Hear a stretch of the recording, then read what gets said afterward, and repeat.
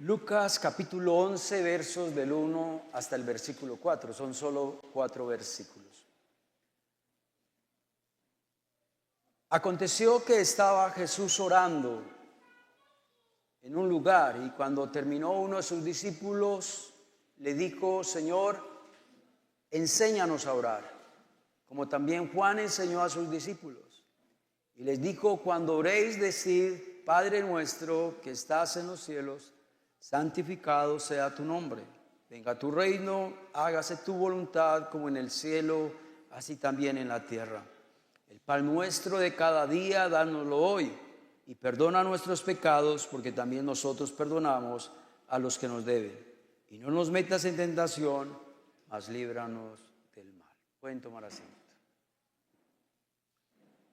El título del sermón de hoy es El Padre Nuestro.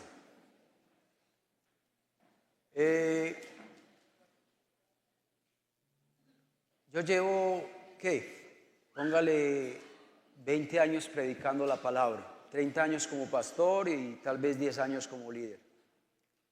Pero yo nunca había predicado sobre el Padre Nuestro. Y ese era siempre mi anhelo, poder sacar el tiempo, investigar. Y sí, me fue muy difícil preparar este estudio, le tuve que dedicar mucho tiempo, pero quedé satisfecho. El Señor me habló y espero que el Señor también nos hable en esta mañana. ¿Cómo comienza el relato bíblico? El relato bíblico comienza Jesús orando en un lugar. Dice que Jesús se fue a un lugar aparte a orar. Los discípulos no, pero Jesús sí. Cuando Jesús terminó de orar, uno de sus discípulos le dice a Jesús: Jesús, ¿por qué no nos enseñas qué? A orar. ¿No les parece una petición hermosa? Sí, porque a nosotros nos dicen: ve, enséñeme a arreglar radios, a arreglar televisores, a arreglar lavadoras, o ayúdeme o enséñeme a esto, a preparar un estudio, aquello, otro. Pero que le enseñen a orar a uno. Muchas veces nosotros creemos que ya sabemos orar. ¿Sí o no? La pregunta es: ¿será que sí sabemos orar? Muchas veces nos fijamos en cómo ora tal vez el pastor y yo sigo la misma línea. O cómo ora el copastor y también sigo la misma línea. O a veces yo también miro el ejemplo de la super espiritual de la Iglesia Manuel Popular y entonces también sigo esa misma línea. O miro el ejemplo de Julano o Perano y creo que esa es la forma correcta de orar.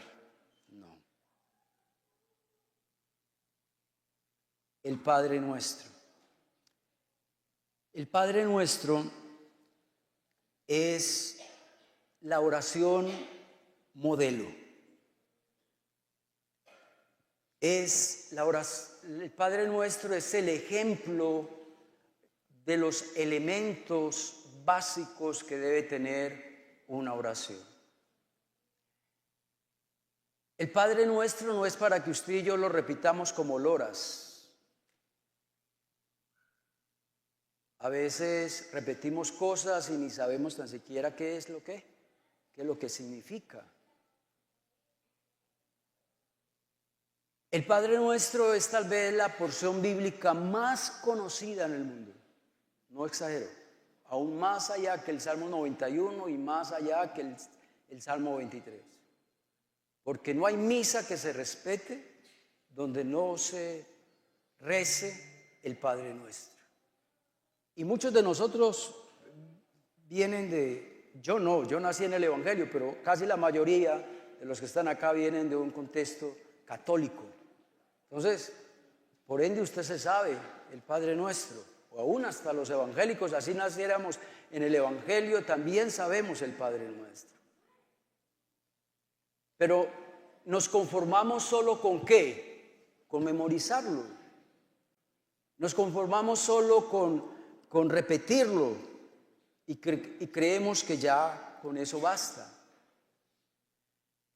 Cuando Jesús les enseñó a sus discípulos el modelo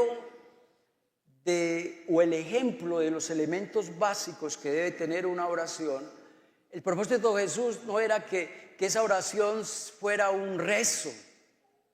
El propósito de Jesús no era que esa oración se convirtiera en algo supersticioso, porque hay hermanos que creen que si rezan el Padre Nuestro ya el demonio se fue.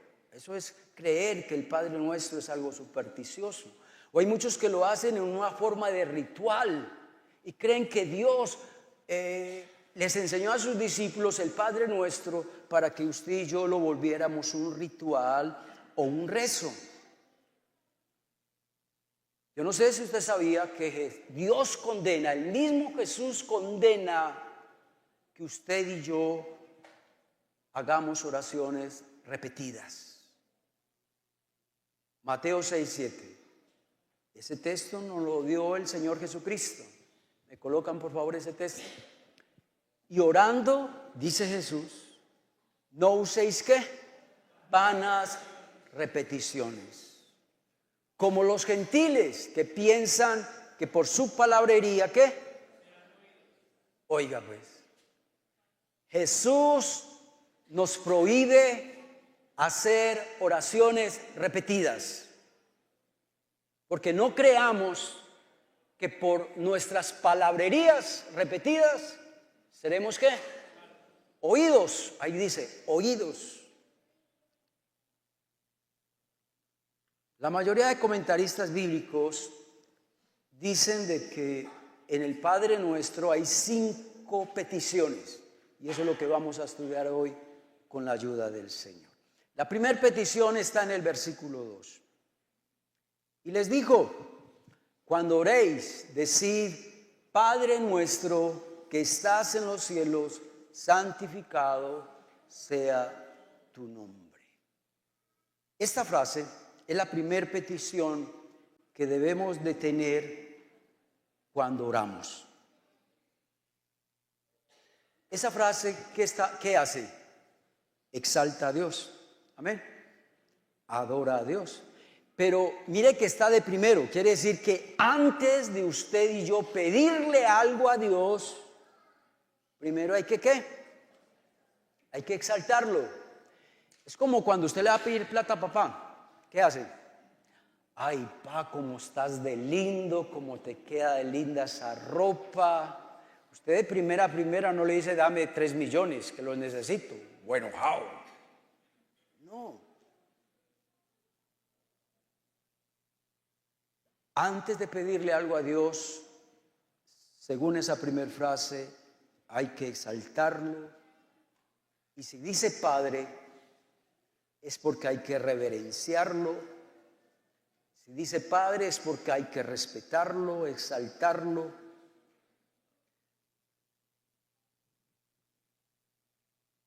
En estos días que están tan famosos los cantantes, a mí me aterra ver tanta idolatría en los estadios, cómo la gente reverencia, exalta a una persona, a un simple hombre. Y hay personas que le cuesta adorar a Dios y exaltar a Dios, pero sí lo hacen de una manera muy fácil, exaltar a un simple hombre. A Dios hay que verlo como un padre, pero un padre bueno, porque la mayoría de nosotros tenemos una imagen de un padre que malo, un padre irresponsable, un padre que nos dejó, que se fue con otra, ¿sí o no? Un padre que se tomaba todo lo que ganaba, que nunca mercaba, que no pagaba servicios, que no pagaba. Esa es la imagen que tenemos nosotros de papá. Pero es que lo que dice ahí es Padre ¿qué? Santo, dice santificado. Quiere decir que nuestro Padre Celestial es un Padre Santo. ¿Cuánto le dan gloria a Dios? Y si Él es un Padre Santo, entonces Él es un Padre justo, un Padre amoroso, un Padre comprensivo, un Padre que nos protege, un Padre que nos provee.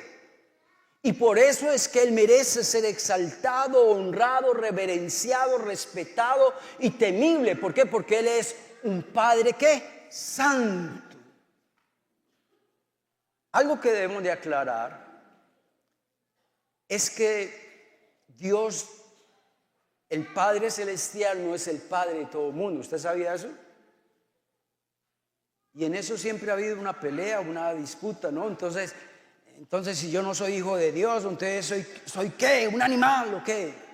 No, todos somos criaturas de Dios, pero no todos son hijos de Dios. ¿Qué tal si me colocan primera Juan capítulo 1 versículo 2? El texto que sí.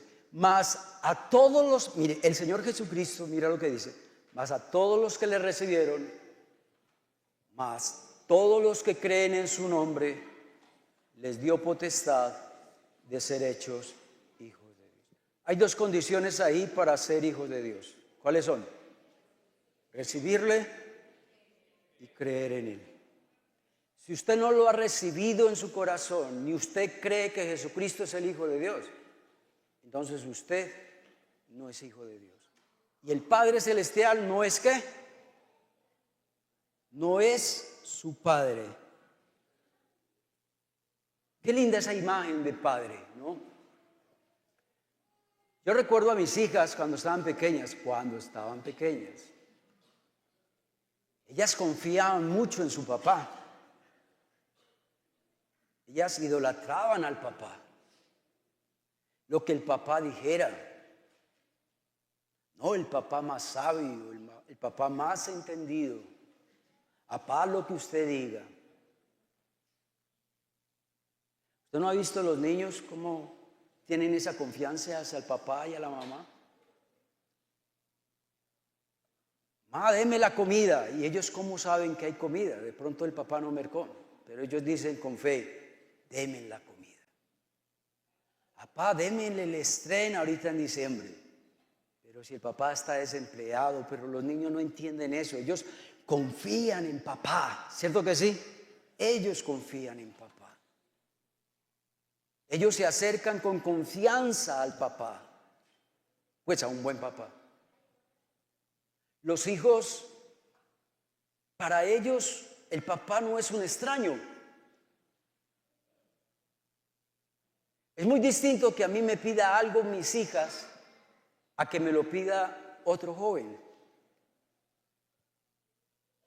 Otro joven, si me pide algo a mí, me ve a mí como ¿qué? Como un extraño.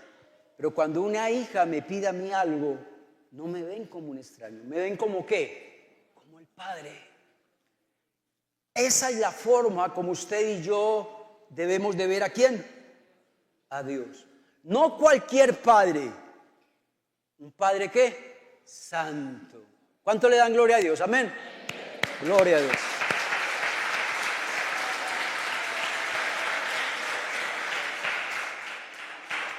El segundo punto está en Lucas 11, versículo 2. ¿Qué tal si me lo colocan?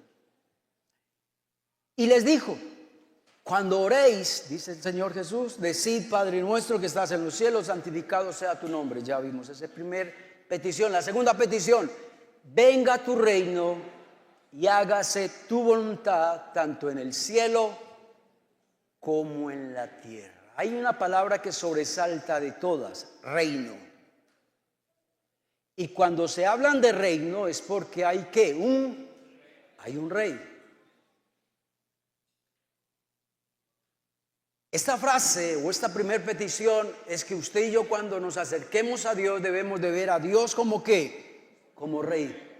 Como el rey de reyes y señor de señores. Y cuando vemos a Dios como un rey, entonces Dios no es nuestro siervo. Porque es que muchos de nosotros creemos que Dios es nuestro siervo. ¿Cómo así que es siervo? Un esclavo. Deme esto, deme aquello. Señor, esto no me gustó, devuélvamelo, dame otro mejor. Y vemos a Dios como que Él tiene que obedecernos a nosotros. Hay algunos que hasta se atreven hasta de obligar a Dios, hasta torcerle el brazo a Dios, dámelo o no respondo. Así hay cristianos que tratan de obligar a Dios. A Dios hay que verlo como un rey.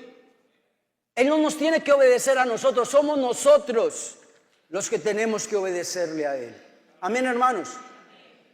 A veces en las oraciones se nos olvida eso, de que Dios es rey, que a Dios no hay que darle órdenes. Amén. A Dios no hay que darle órdenes.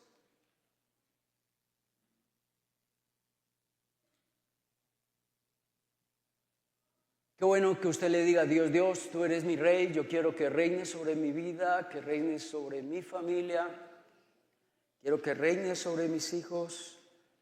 También puedes decirle a Dios: Dios, quiero que reines sobre Julano, sobre Perano, que son mis amigos, que son mis conocidos, que son personas muy especiales para mí. Esa es la forma como debemos de orar. Pero otra cosa de esa frase es que dice al final: hágase ¿qué?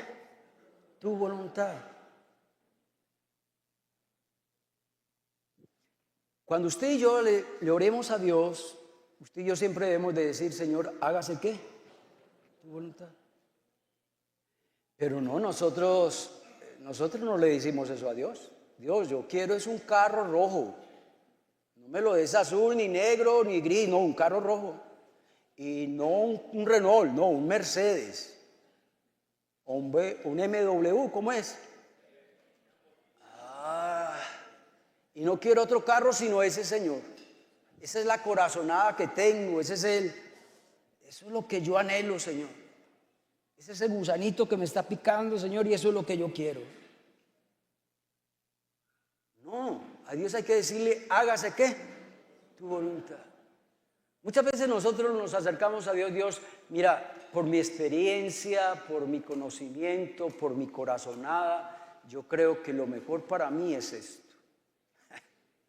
Hermano, nunca se acerque a Dios de esa manera. Dígale: Señor, Señor, yo no sé la diferencia entre ni la derecha ni la izquierda. No sé nada. No sé qué es lo mejor para mí, pero tú sí sabes qué es lo que más me conviene. Tú sí sabes, Señor, qué es lo que me aprovecha, mío Dios. Por favor, hágase tu voluntad en mi vida. Muchos de nosotros nos dejamos de guiar por nuestras emociones. Muchos de nosotros a veces nos dejamos llevar por los arranques de ira. No hágase tu voluntad, sino por los arranques de ira. ¿Cuántas veces nosotros vamos a la presencia de Dios con un arranque de ira? Señor, me quiero divorciar. Señor, no quiero ver a ese hombre ni un minuto más. Hasta le pedimos cosas incoherentes. Dios, que ese hombre se busque otra y que se vaya lejos. Oiga, a veces nos dejamos llevar por los arranques de ira. A veces tenemos nuestros propios planes. Y cuando llegamos a eso, que hágase tu voluntad, como que no estamos muy de acuerdo con eso. A veces nos dejamos llevar por lo que la mayoría dice, no por la voluntad de Dios.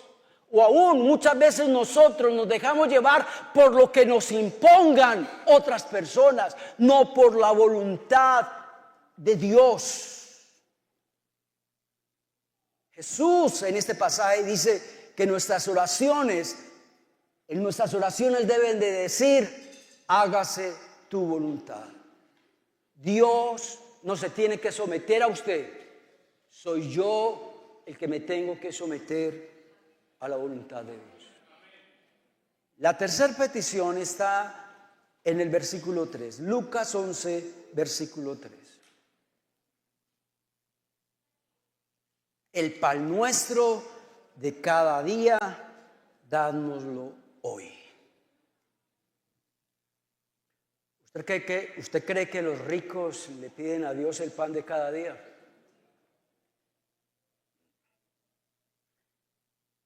Todos estos días el Señor me ha estado diciendo que le diga a la iglesia lo que es el significado de humildad.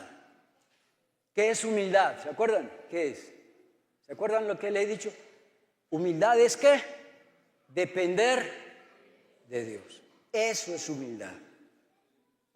Eso no me lo inventé yo, eso es en el diccionario griego y en el diccionario hebreo, eso es lo que significa humildad, depender de Dios. Muchos de nosotros a veces no reconocemos la necesidad de que yo le tengo que pedir a Dios, Dios, dame el pan de cada día. A veces no reconocemos que necesitamos ¿qué? La ayuda de Dios. A veces ni creemos que todo proviene ¿de quién? De Dios. Nunca se me va a olvidar, por eso a mis niñas yo las prohibí desde pequeñas a que no se vean los Simpson. ¿Sí se dice así? Simpson, algo así. Porque una vez sin querer queriendo me estaba viendo el programa, estaba pasando canales, cuando los Simpson estaban ahí con la familia, con los niños, y el papá le dijo, bueno, ¿quién va a orar antes de tomar los alimentos? ¿Y sabe qué dijo un niño? Yo oro, pa. ¿Y sabe qué dijo? Dios, gracias por nada. Amén.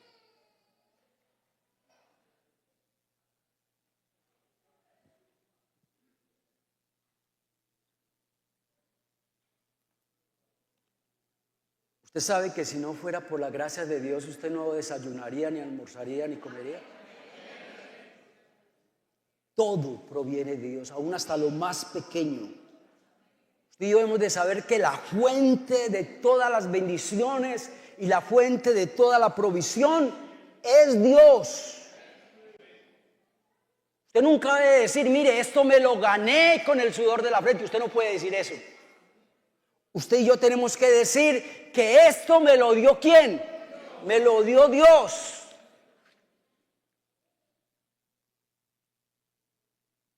No dirá acá, dirá el perezoso, que no le gusta trabajar. ¡Uy, gloria a Dios, pastor! No. Usted tiene que trabajar. Yo tengo que trabajar para ganarme el pan de cada día. Dice Segunda de Tesalonicenses que usted y yo hemos de trabajar para ganarnos la vida. Pero aún así sigue siendo Dios la fuente de ese pan de cada día. ¿Y sabe por qué Dios sigue siendo la fuente de ese pan aunque usted trabaje? Porque si usted no tuviera salud, usted no trabajaría. Porque si Dios no le hubiera dado el trabajo y el don y el talento para trabajar, usted tampoco tendría el pan de cada día. Entonces, por uno o por dos, usted tiene que darle gracias a Dios por el pan de cada día. Otra cosa que noto, ¿qué tal se me coloca en ese punto? Todavía no he pasado. Es que cuando dice, dame el pan de cada día, ¿a usted no le parece que es una oración con moderación? Aquí Jesucristo no dijo pidan pastel, postre, no pidan caviar, salmón. ¿Ustedes sabían que hay comidas que valen más de 200 millones de pesos? No exagero, estoy averiguando las comidas más costosas, vale $25,000.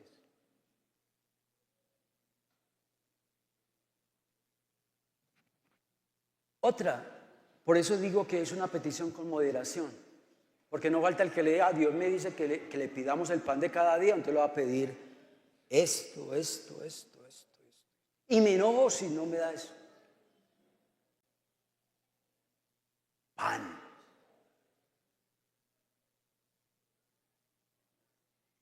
A Dios no le gustan los glotones, ni tampoco los que acumulan cosas. Otra cosa que veo acá es que Dios nos está diciendo, pidan para el mes. Pidan una vez al mes, pidan el mercado para todo un mes. Aquí el Señor está diciendo es, ¿cada qué? ¿Y por qué cada día? Porque es que nosotros somos muy buenos, que si usted tiene provisión para todo un mes, usted ya durante el mes, usted no le pide a Dios ¿qué? El pan de cada día. Nosotros somos así. Siempre tenemos que depender ¿de quién? De Dios. Cuarta petición, Lucas 1:4. Y perdona nuestros pecados, porque también nosotros perdonamos a los que nos ofenden. Muchos quisieran que en esa frase no dijera perdona nuestros pecados, sino quisiéramos quitar esa palabra pecados y decir perdona nuestros ¿qué? Errores. Porque lastimosamente hoy en día la palabra pecado como que desapareció de nuestro lenguaje. Como que ya no cometemos pecados, como que todos somos una manada de santos. Como que nosotros ya no matamos ni una mosca. Cometemos errores, se me chispoteó. Pero la palabra pecado, ¿sabe? Yo estudiando este pasaje, yo decía, esa cuarta petición para mí es un golpe a nuestro orgullo.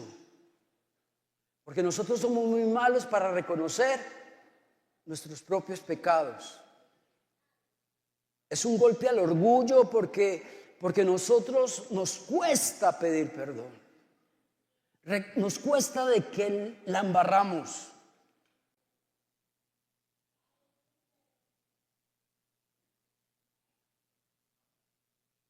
Según esa cuarta petición, tenemos que reconocer nuestros pecados. Entonces, cada vez que usted ore, usted tiene que reconocer su pecado.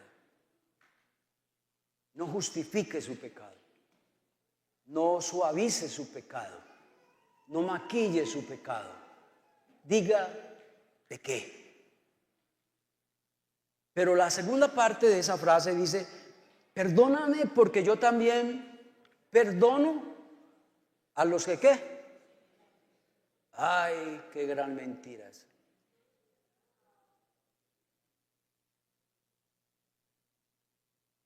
Perdóname Dios mis pecados porque yo también perdono a los que me ofenden. ¿Será verdad eso? ¿Usted sabía que hay hijos que no le hablan a sus padres? Hay padres que no le hablan a sus hijos. Pero venimos al culto, cantamos, escuchamos la palabra de Dios y queremos que la vida siga igual y que Dios nos acepta cualquier cosa que le ofrezcamos a Él y con ese problemita de que no perdonamos a los que nos ofenden. Vivimos con resentimientos, nos cuesta perdonar. Cuando alguien nos ofende, nos cuesta perdonar. Tal vez es una de las cosas más difíciles que hay. Más difíciles, no sé. Tal vez para el que no está enseñado a pedir perdón, sí es lo más difícil. Pero aquel que ya está enseñado a perdonar, le es fácil. ¿Usted sabía eso? Usted haga algo continuo y te va a ser más fácil ¿de qué? De hacerlo. Usted no lo haga nunca y eso va a ser lo más difícil para usted. Pero si usted se acostumbra a que cada vez que la embarró pide perdón, que cada vez que pecó, ofendió a alguien, usted pide perdón, o si usted siente algo contra alguien, o usted le hizo algo a alguien, lo perdono o me perdona, entonces no va a ser lo más difícil. Ay, pastor, pues es que me ofendió muy feo, me hirió demasiado. Qué bueno que usted y yo pudiéramos decir, mira, lo que me hizo esta persona fue duro, pero tampoco tan duro.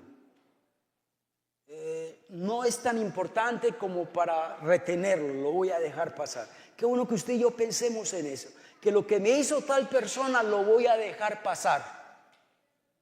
Que no es tan importante, lo voy a dejar pasar. para el bien mío, por mi vida espiritual, lo voy a perdonar. Por mi vida espiritual voy a pasar esta. Pero quiero reconciliarme con mi mamá, quiero reconciliarme con mi esposo. Voy a dejar pasar este orgullo. Hay una frase, ¿qué tal si me la colocan?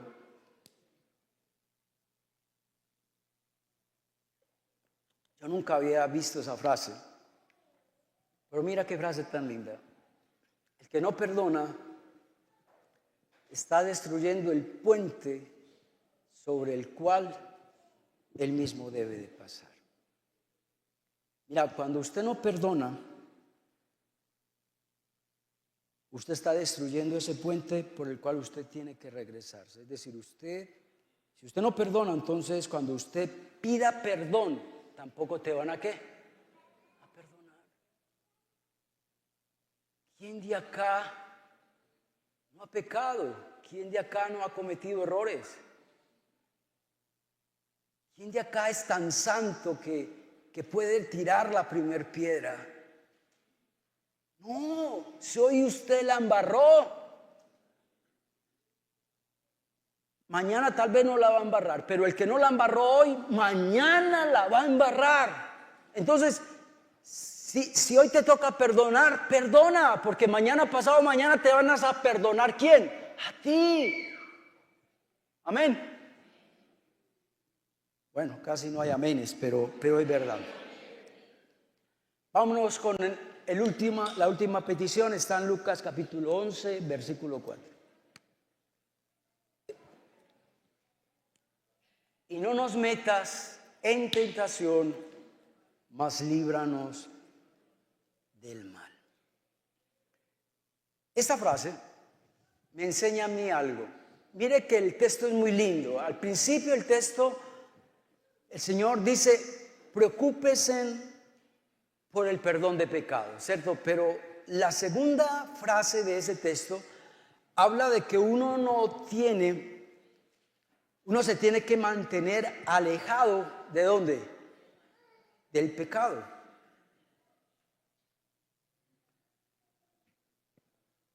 Pilas pues, Señor, perdóname por este pecado.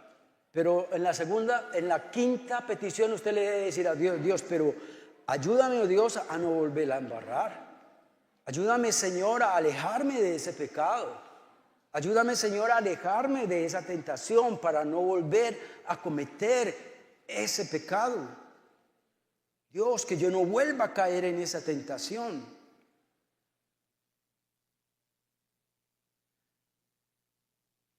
Usted sabe que estamos en un mundo sumergido en la maldad. Vuelvo y repito. Estamos en un mundo sumergido en la maldad. Es decir, hágase de cuenta que el mundo es un balde grande. Y que en ese balde grande hay agua. Esa agua es pecado, agua sucia. Y que todos estamos, ¿qué? Metidos ahí. Estamos viviendo en un mundo podrido, lleno de maldad. La Biblia dice que en los postreros tiempos la maldad, ¿qué? Se multiplicará. Hoy hay narcotráfico. Dios, es sino ir a las calles de Medellín por a las 7, 8 de la noche. La manada de jóvenes, niños, niñas metidas en la droga. Yo no sé cómo tienen corazón, cómo es que tienen conciencia los que venden vicio. Aquellos que tienen plata en el bolsillo, pero es dinero sucio. Es dinero maldito. Porque por culpa tuya se están muriendo muchas personas. Por culpa tuya muchos hogares están siendo destruidos. Mucha la vida de niños, adolescentes y jóvenes están destruidos por usted, por ganarse un peso. Eso es un dinero ilegal. Estamos en un mundo donde se ha multiplicado la homosexualidad. Ahorita ya es normal ver a dos par de hombres cogidos de la mano o un par de mujeres cogidas de la mano y besándose delante de niños, delante de Raimundo y todo el mundo. Estamos en un mundo donde una persona viola a otra y la mata, donde hay abusos, donde hay inmoralidad, donde hay corrupción. Y como lo dice 2 de Timoteo capítulo 3, en los posteriores tiempos habrá blasfemos. ¿Ustedes han visto a personas blasfemas contra Dios? Ingratos. Eso reina, la ingratitud reina en este mundo. Sin afecto natural. Mamás que no aman a sus hijos. Padres que no aman a sus hijos. Eso es sin afecto natural. Cristianos que viven sin santidad, que tendrán apariencia de piedad, pero con sus hechos negarán esa santidad. Crueles. La palabra cruel es salvaje, feroz, semejante a leones. Personas que se deleitan en hacer sufrir. Personas que se deleitan en ver que los demás sufran. Estamos en un mundo donde aborrecen lo bueno, donde aman la maldad, donde hay traidores, donde uno el que más piensa, el que menos piensa lo traiciona a uno y habla mal de uno. Amadores de los deleites más que de Dios. No nos metas en tentación. Yo creo que es una petición que usted y yo debemos de pedirle a Dios que todos los días no nos dejes caer en tentación, mas líbranos del mal. Busque la palabra ahí mal. La palabra mal ahí en griego significa maldad. Maldad ahí significa malo o el malo. Tanto así que varios teólogos dicen de que la palabra ahí mal es el diablo, Satanás. Ahí lo que Jesucristo le está diciendo, todos los días oren al Señor que Dios los libre de Satanás. Eso es lo que Dios está diciendo hoy. Líbranos de Satanás. Pero no, muchos de nosotros creemos que líbranos del mal es, Señor, que si yo me voy a caer, oh Dios, que no me aporree, que si un carro no se le revienten los frenos. Creemos que eso es mal, o que mi casa no se me caiga. No es ese mal, es el maligno, es Satanás. Pídale a Dios que lo guarde del maligno, que lo libre del maligno. Porque nosotros a veces vivimos inconscientes de que estamos a punto de ser devorados por Satanás. ¿Se acuerdan lo que el Señor Jesucristo dijo? Satanás anda como león rugiente, buscando a quien devorar. Nosotros no somos conscientes de eso.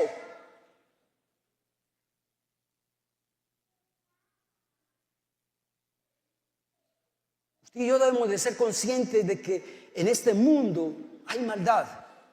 Está el mal, está el malo. Y usted y yo sabemos de que tenemos que pedirle a Dios todos los días para usted y yo mantenernos alejados de ¿qué? Del mal. Para mantenernos alejados ¿de dónde? De las tentaciones. Dirá usted, pastor, pero es que para mí me es muy difícil, pastor, estar lejos de las tentaciones. Sí, para usted es difícil, por eso Jesucristo le está diciendo, pídale a Dios, que Dios les va a ¿qué?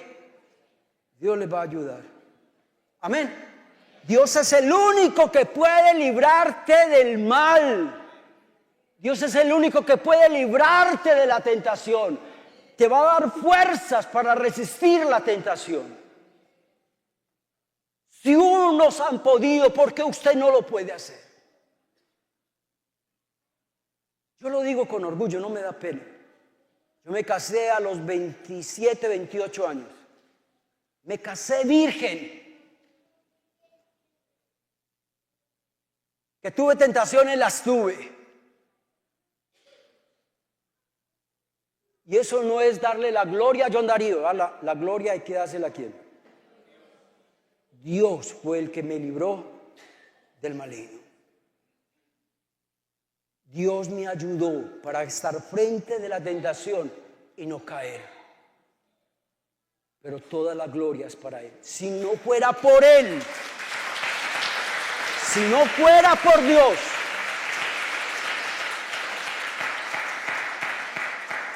todos caeríamos ante la tentación. Solo Dios tiene el poder de protegernos de todas las fuerzas del mal. Quiero terminar este estudio leyendo unos 2-3 textos, no mal leerlos. Salmo 121, versos 7 y 8. Jehová te guardará de todo mal. ¿Cuántos lo creen? Él guardará tu alma. Verso 8. Jehová guardará tu salida y tu entrada desde ahora y para siempre. Salmos 41:1. Bienaventurado el que piensa en el pobre, porque en el día malo lo librará Jehová.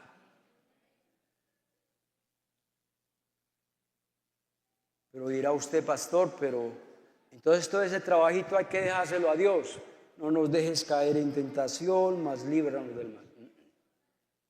Es un trabajo, ¿qué? Mutuo. Salmo 97:10, mira lo que dice. Salmo 97:10. Los que amáis a Jehová, ¿qué hay que hacer? Cuando usted aborrece algo, usted no lo quiere ver ni qué, ni en pintura. Por ejemplo, algo que yo odio es el aguardiente. Algo que yo odio es la marihuana, el cigarrillo, el humo del cigarrillo. Hay cosas que yo odio. Pues no me digan que odie el café, eso sí nunca ha pasado. Pero hay cosas que yo odio, que no quisiera estar cerca, es que ni el olor me repugna. Es allá donde usted y yo tenemos que llegar. Aborrecer el mal. Y cuando usted y yo aborrecemos el pecado, ¿qué va a pasar? Él guardará, vuélvanme a colocar el texto, Él guardará ¿qué? Las almas de los santos de mano de los impíos lo libra. Pero primero hay que hacer la parte nuestra. ¿Y cuál es? Aborrecer el mal. Oramos. ¿Se gozaron? Porque yo me gocé mucho preparando este estudio. Me gocé demasiado. Dios, gracias por tu palabra. Qué lindo, Dios, cuando estudiamos tu palabra y tú nos hablas. Tú me hablaste a mí. Tú sabes, Dios, que yo desde hacía muchos años quería preparar este estudio. Y gracias, Dios, porque me diste la oportunidad de prepararlo. Y yo fui el primero edificado. Oro, Dios, para que esta palabra corra libremente y esta palabra corra y sea glorificada. Y oro para que esta palabra lleve fruto y fruto en abundancia. Que esta palabra haya caído en un terreno abonado, en un terreno, una tierra buena donde produzca fruto a 30, a 60 y a 100 por uno. Llévanos en paz y en bendición a nuestros hogares. Bendícenos durante toda esta semana. En el nombre de Jesús, amén y amén. Dios los bendiga.